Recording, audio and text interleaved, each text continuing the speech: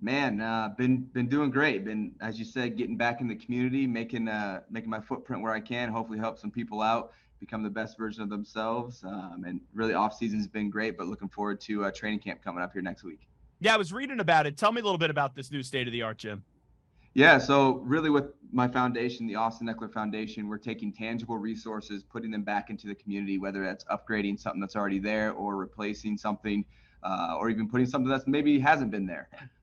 That ranges from washers and dryers at schools, football equipment, school supplies, bags for the homeless, weight rooms. We've done 2 weight rooms now for a couple of high schools. So just different types of tangible things that we're continuing to put back in. And as I said, really things that people have to go and actually use to get the benefits out of that. So for example, we just finished Long Beach Poly's weight room. And I tell these kids, I'm like, this is a great weight room, but it's only a tool. And if you don't use the tool, you don't gain all the skills. And there's so many different transferable skills that you can learn and practice in the weight room. And so that's why it's one of my favorite projects. And looking forward to continue to do more. So yeah, you can check us out at austineckler.com. You can see all of our different projects and all the things that we're putting back to the community to make this place a little bit better. You do a great job interacting with your fans and also doing a good job setting an example and being a good role model. I'm just curious, when you were growing up as a kid, who were some of your favorite players? Because now you're in that position where you get it all the time. Kids come up to you and they say, oh, I absolutely love your game, Austin Ekeler, and I'm a big fan. Yeah, it's pretty unique for me actually because I grew up out in the country, out in Colorado, so I didn't watch the NFL growing up, um, so I didn't really look up to any players.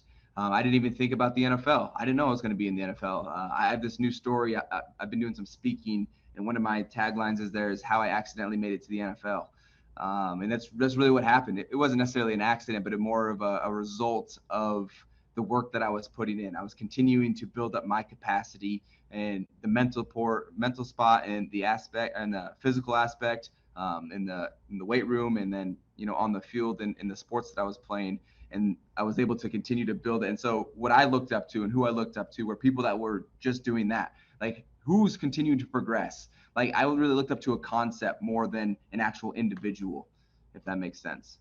I've seen it for both ways, right? We've all seen the player that's been told from the start they're going to be a star from day one, and they find a way to get to that level and be as good as advertised. But I always like those stories when someone is overlooked and someone's told they can't do this, they can't do that.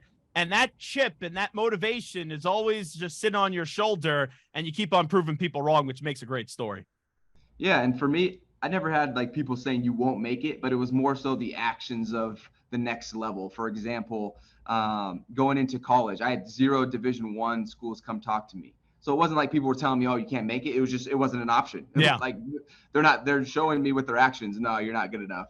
And then obviously it wasn't drafted or anything like that. But I have this saying: it's undrafted, underestimated, but unfazed. And so it didn't matter to me because guess what? I was continuing to build, to push forward. I didn't know where I was going. I had a vision. I wanted to go get into the business world, start growing myself as a person, and then did that well enough in the athletic space where I was able to get an opportunity for football. So yeah, for me, it's always been about the journey. The destinations are great, but that's just a stopping point to get to the next one.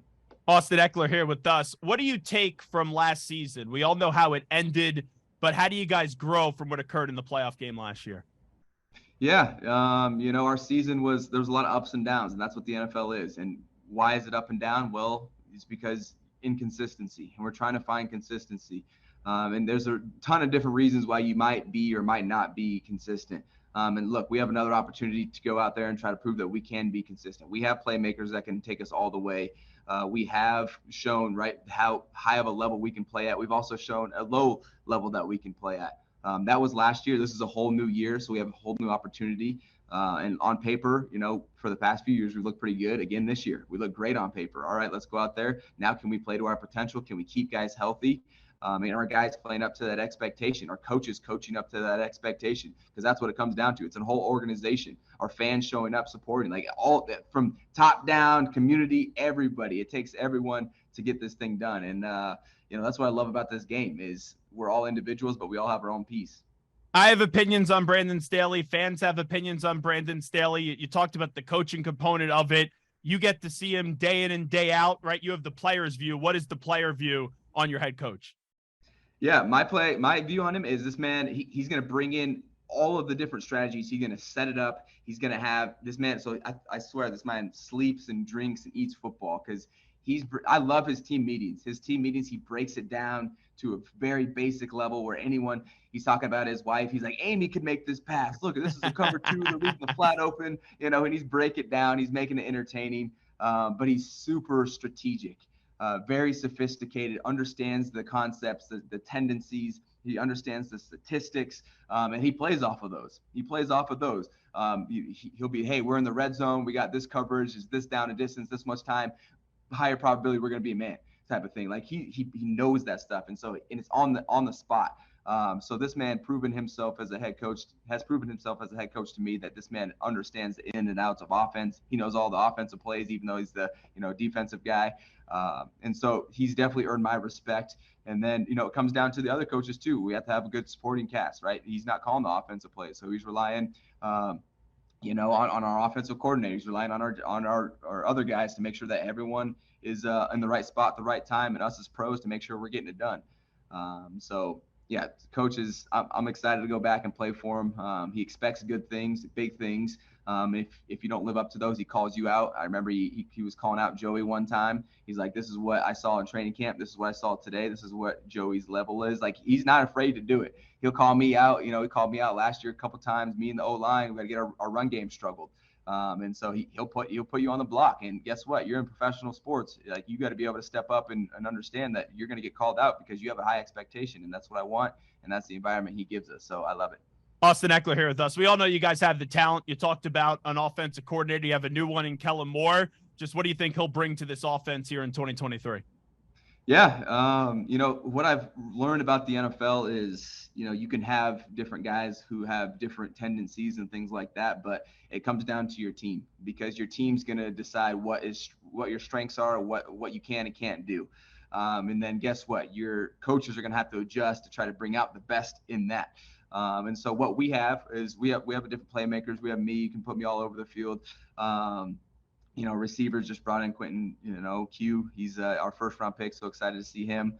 Getting a lot of our O-line back. And so we have a lot of the pillars of our team that we had last year coming back in. And so what I want to see from him is how can he efficiently use us?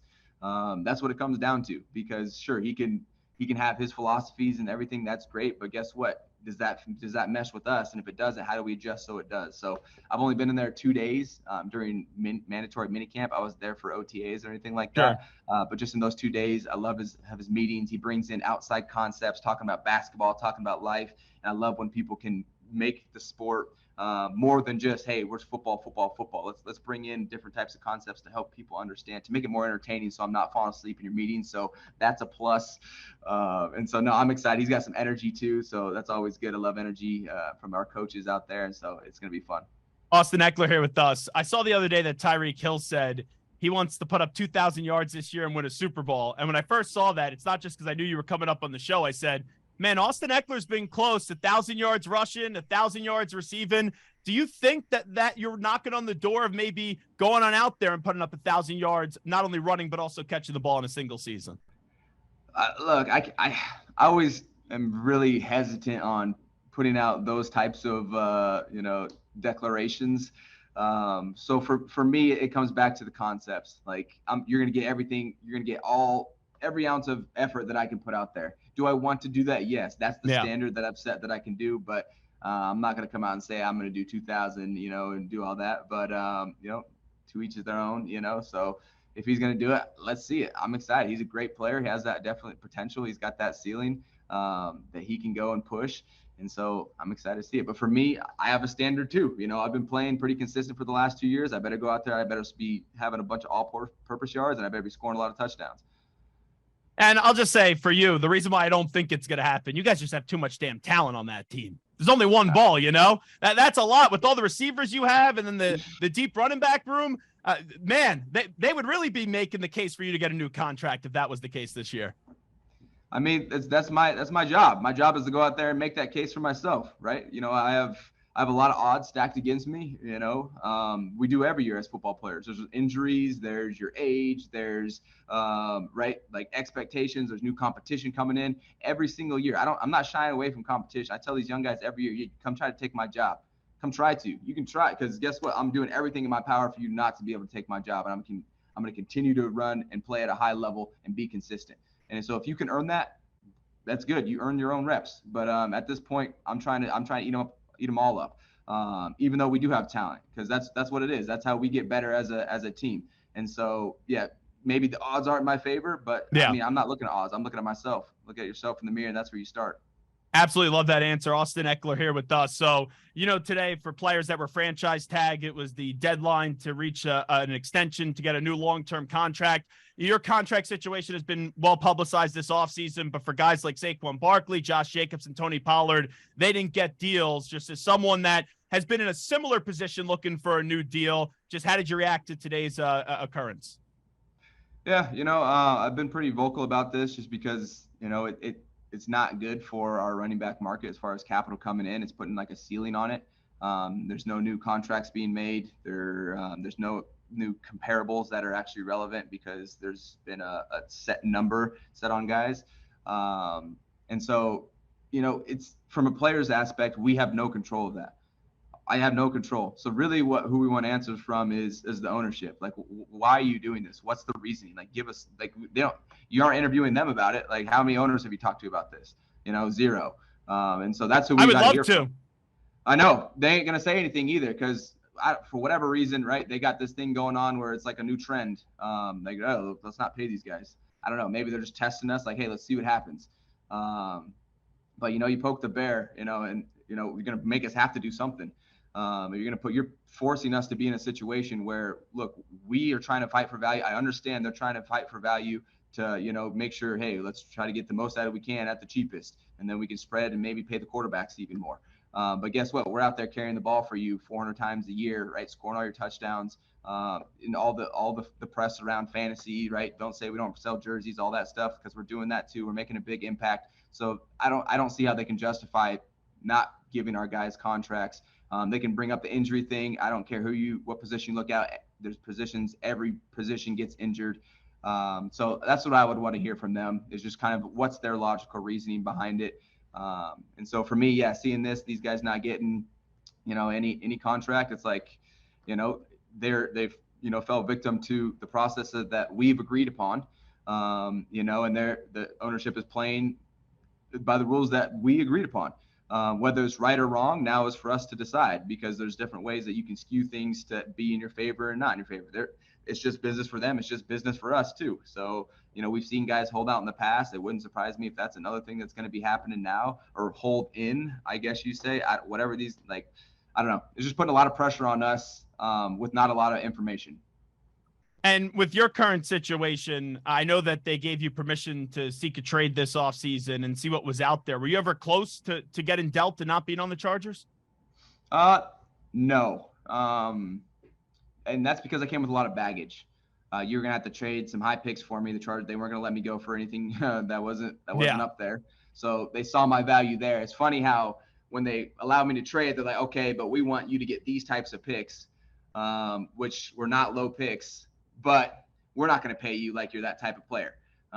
So it's kind of interesting where it's like, oh, if you're going to get traded, you got to get traded at this level. But if we're going to keep you, we're going to keep you down here at this level. So you can see for them, yeah, that makes sense, because they're getting the best of both worlds there. They have the leverage. And so that's why it was tough for me to get anything out there and get a new contract where you're going to have to give up high picks and also restructure my contract.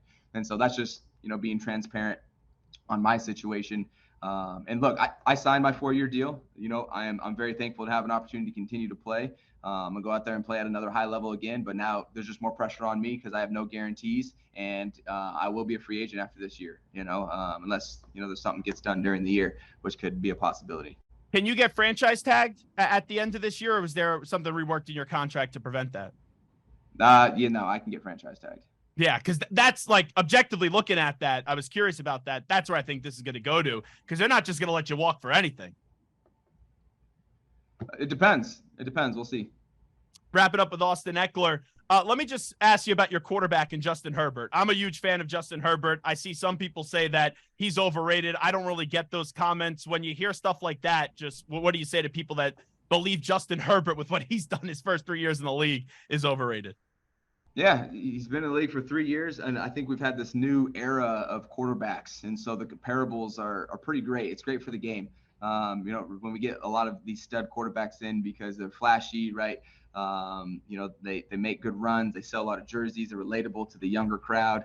And so it's great for our game. And that's why we see these guys getting rewarded, in the pay column. And so for us, having Justin, he's been right there with us. He's given us a competitive chance every single year.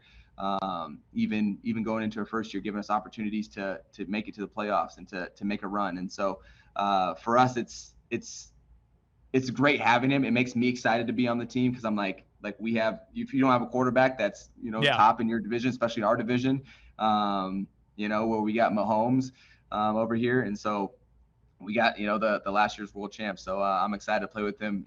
Is he overrated? I would say absolutely not, because he's one of the top quarterbacks every single year. And we're right there at the end as well. If anything, our inconsistency, I think, has almost held him back from our injuries that we've had. So I still think he's underrated, but still needs a year to prove that. But yeah, no, I think he's a stud. He's going to continue to grow, and I'm looking forward to play with him. We'll always enjoy when you jump on board with us. Once again, check out the Austin Ekeler Foundation. They just unveiled the new state-of-the-art high school gym last week. Austin, good luck, and thanks so much for doing this once again. Yep, thanks. Thanks for having me on.